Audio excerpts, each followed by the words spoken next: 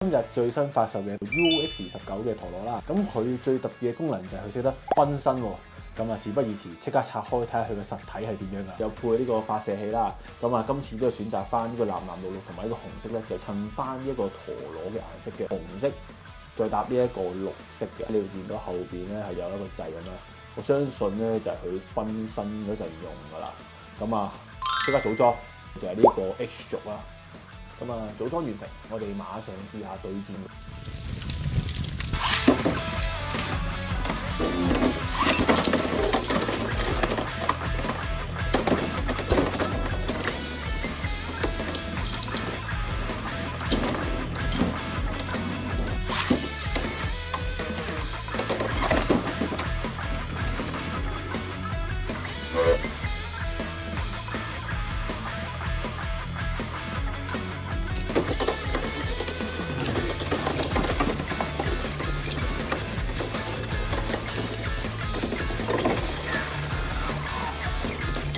經過頭先嘅實測之後咧，我覺得其實呢個部分長期分身底下咧，比鐵撞係應該會好容易會爆。